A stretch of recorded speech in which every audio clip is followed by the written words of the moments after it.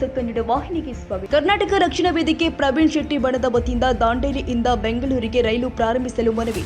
ಇಂದು Hubballi railway ಕಚೇರಿಗೆ ಭೇಟಿಯಾಗಿ south western railway ಮೇಲಧಿಕಾರಿಯಾದ ಹರ್ಷಿಕರೆ ಮಂಡಲ ಪ್ರಧಾನ ಗುರು ಇವರಿಗೆ ಮನವಿ. ಉತ್ತರ ಕನ್ನಡ ಜಿಲ್ಲೆಯ ದಾಂಡೇಲಿಯಿಂದ ಧಾರವಾಡ ತನಕ ಸಂಚರಿಸ್ತಾ ಇದ್ದ ರೈಲು ಮಹಾಮಾರಿ ಕೊರೋನಾ ಸಂದರ್ಭದಲ್ಲಿ ಬಂದಾಗಿದ್ದು ರೈಲು ಮತ್ತೆ ಸಂಚಾರವಾಗಿಲ್ಲ ಎಂದು ಮತ್ತೆ ದಾಂಡೇಲಿಯಿಂದ ಬೆಂಗಳೂರಿಗೆ ರೈಲು ಸಂಚಾರ ಪ್ರಾರಂಭವಾಗಬೇಕು ಅಂತ ಮನವಿಯನ್ನ ಮುಖ್ಯ ಮೇಲ್ವಿಚಾರಕರಿಗೆ ಸಲ್ಲಿಸಲಾಗಿದೆ.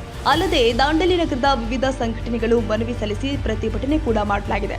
ಈ ಸಂದರ್ಭದಲ್ಲಿ ಕರವೇ ಯುವ ಘಟಕದ ಅಧ್ಯಕ್ಷ ಪ್ರವೀಣ್ ಕೊಠಾರಿ ಮಾತನಾಡಿ, ಶೀಘ್ರ ರೈಲು ಪ್ರಾರಂಭಿಸದಿದ್ರೆ ಉಗ್ರ ಹೋರಾಟ ಮಾಡಬೇಕಾಗುತ್ತೆ. ಕರವೇ ಕಾನೂನು ಸಲಹೆಗಾರು ಆದ ರಾಘವೇಂದ್ರ ಗಡಪ್ಪನವರ ವಕೀಲರು ಈ ಮೊದಲು ಕೂಡ ಕರವೇ ವತಿಯಿಂದ ಹೋರಾಟ ಮಾಡಿದ್ದು ಇದೇ ರೈಲ್ವೆ ಬೇಗ ಪ್ರಾರಂಭವಾಗಬೇಕು, ಜನಗಳಿಗೆ ಪ್ರಯೋಜನವಾಗಬೇಕು, ಪ್ರವಾಸೋದ್ಯಮ ಬೆಳವಣಿಗೆಯೂ ಕೂಡ ರೈಲ್ವೆ ಪಾತ್ರ ಇದೆ ಎಂದು ನುಡಿದರು. ಕರವೇ ಮುಖಂಡರು ಆದ ಜಹಾಂಗೀರ್ ಬಾಬಾ ಅವರು ಮಾತನಾಡಿ, ಪ್ರಯಾಣಿಕ ರೈಲನ್ನ ಪ್ರಾರಂಭಿಸಬೇಕು ಎಂದು ಒತ್ತಾಯಿಸಿದರು. ಕರವೇ ಮುಖಂಡರು ಸಿದ್ದರಾಮಯ್ಯ ಸ್ವಾಮಿ ಅವರು ಮಾತನಾಡಿ, ರೈಲ್ವೆ ಬರೋದ್ರಿಂದ ಪ್ರವಾಸೋದ್ಯಮ ಇಲಾಖೆಯಲ್ಲಿ ಅಪಾರ ಬದಲಾವಣೆ ಆಗುವ ಸಾಧ್ಯತೆ ಇದೆ.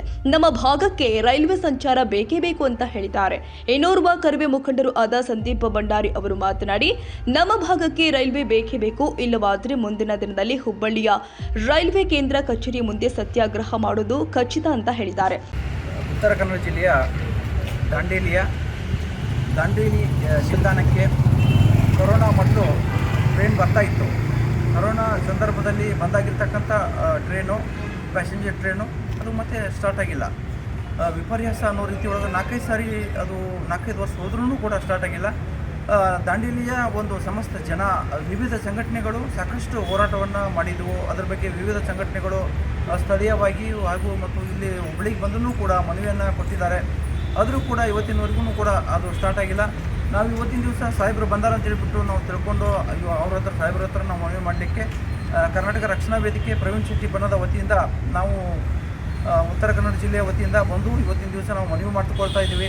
ನಮ್ಮದು ಹೆಬ್ಬಾಗಿಲವಾಗಿರ್ತಕ್ಕಂಥ ಏನು ಪ್ರವಾಸಿ ಕೇಂದ್ರವಾಗಿರ್ತಕ್ಕಂಥ ದಾಂಡೇಲಿಯು ಉತ್ತರ ಕನ್ನಡ ಜಿಲ್ಲೆಗೆ ಹೆಬ್ಬಾಗಿಲವಾಗಿರ್ತಕ್ಕಂಥ ದಾಂಡೇಲಿಗೆ ಒಂದು ಈ ಟ್ರೈನ್ ಬರೋದು ತುಂಬ ಅವಶ್ಯಕತೆಯಾಗಿದೆ. ಹಾಗೂ ಯಾಕಂದರೆ ಇದು ಬ್ರಿಟಿಷ್ ಕಾಲದಿಂದಲೂ ಸ್ವಾತಂತ್ರ್ಯ ಪೂರ್ವದಿಂದಲೂ ಇರ್ತಕ್ಕಂಥ ಈ ಟ್ರೈನು ಬಂದಾಗಿ ಕೊರೋನಾ ಸಂದರ್ಭದಲ್ಲಿ ಬಂದಾಗಿರೋದು ಮತ್ತೆ ಪ್ರಾರಂಭವಾಗಿಲ್ಲ ಅನ್ನುವಂಥದ್ದೊಂದು ನಮಗೆ ಅಲ್ಲಿ ಸ್ಥಳೀಯವಾಗಿ ತುಂಬ ಒಂದು ಬೇಜಾರಿದೆ.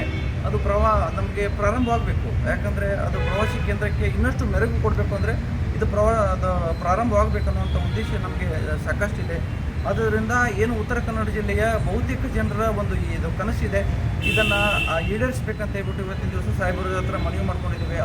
ಸಾಹೇಬರು ಕೂಡ ನಮ್ಮ ಒಂದು ಮನವಿಗೆ ಸ್ಪಂದಿಸಿದ್ದಾರೆ. ಅವರು ತಾವು ವಿಚಾರ ಮಾಡಿ ನಾವು ಪ್ರಾರಂಭ ಮಾಡ್ತೀವಿ ಅಂತ ಹೇಳ್ಬಿಟ್ಟು ಹೇಳಿದ್ದಾರೆ.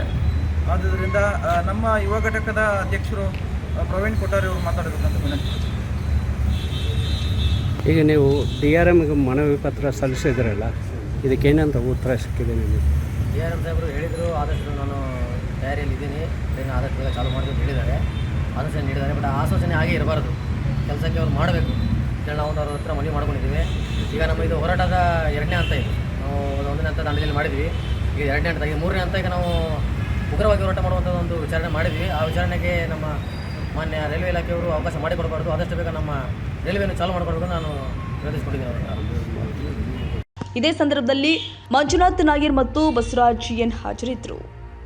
ತಾಜಾ ಸುದ್ದಿಗಾಗಿ MTV ನ್ಯೂಸ್ 24x7ಗೆ ಸಬ್ಸ್ಕ್ರೈಬ್ ಮಾಡಿ ಮತ್ತು ಬೆಲ್ ಐಕಾನ್ ಅನ್ನು ಒತ್ತಿ. ತಪ್ಪದೇ ಲಿಂಕ್ ಶೇರ್ ಮಾಡಿ.